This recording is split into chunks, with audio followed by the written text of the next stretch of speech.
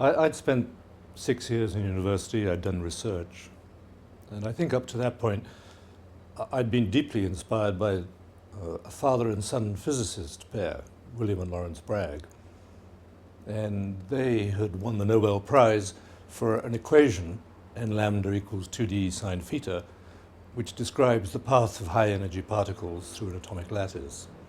And I was doing a PhD that used their equation every day, so I thought deeply about doing pure science. But I'd also grown up in the world, in South America and in Asia. In the end, that won. I wanted to do business because it got me out into the world. And so I joined a company that gave me global access, this is back in 1970, fully using everything I'd learned in university. And that combination was just perfect. And so I joined the oil industry, became an exploration geologist, and immediately went to Canada to learn my trade. And it was a perfect beginning.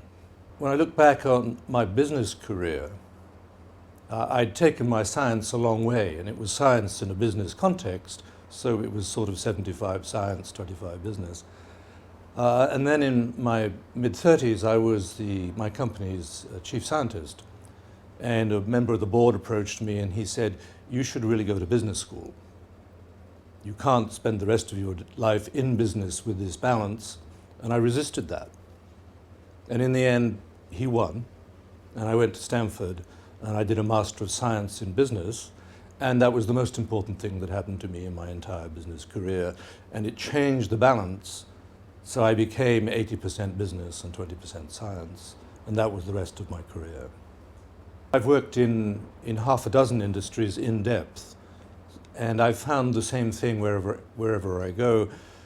Every sector has its own technical knowledge, and you have to master that knowledge, otherwise you can't be in the sector. But above that, the thing that is true, particularly as you rise to levels of leadership and senior management, it's the ability to think and act. That the thinking creates the context, the framework, the vision, the intention, but it has no meaning unless you act, but the action has no focus unless you've thought.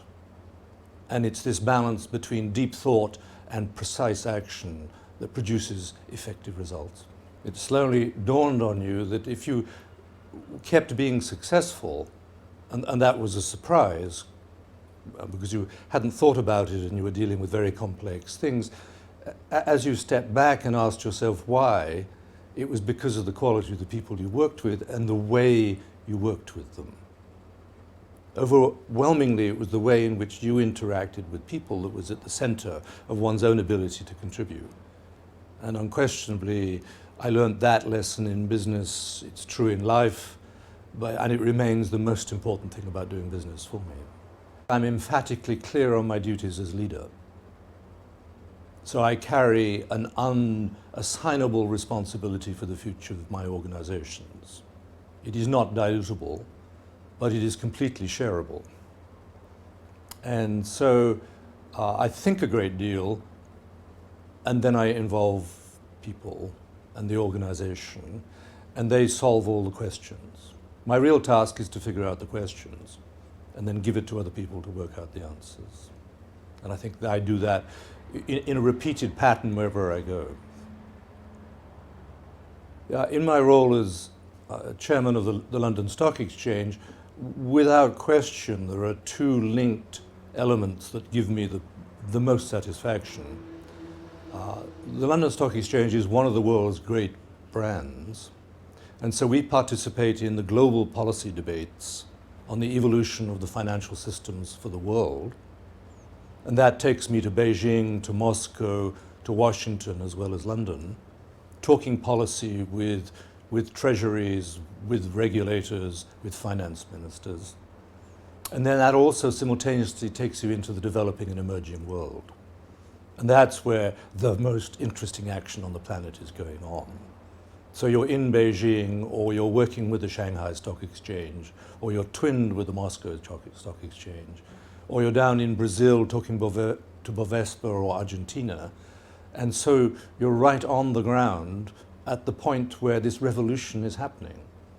and you're doing it at the highest level. And those two things together make the job unbelievable. I'm in the finance sector, in the securities markets, and they are in various stages of revolution. So we've got the post-crisis regulatory revolution, which must happen. The track that was followed of markets being self-regulating, if I had understood the extent to which that was held as a belief, I would have been in open revolt, because it's nonsense. So we must have effective balanced regulation. The finance sector is central to the possibility of modern societies. Absolutely central. And there are two sectors like that. The other is energy, but they both require massive regulation to keep them in balance with serving the proper needs of the societies that they exist to serve.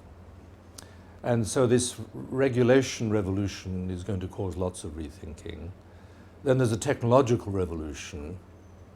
In the securities markets exchange sectors, we now find our activities limited by the speed of light. Now that's a very interesting place to find yourself in business, that you're now effecting business transactions in competition with others where light speed matters. And that's a metaphor for the technology changes. And absorbing those changes and understanding where they're going is central to maintaining stability as well as progress into the future. And then within those two contexts, there's an explosion in ideas about money. And it's led by Nobel Prize winners in mathematics and economics. It's led by graduates in mathematics and statistics. It's just led by clever people. And the challenge is, A, to invent these new ideas and then to control them.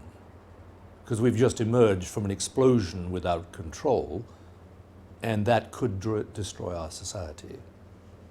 So the innovation is a must for the future of the people of the planet, but so is the balance. It's a very, very interesting sector to be in right now.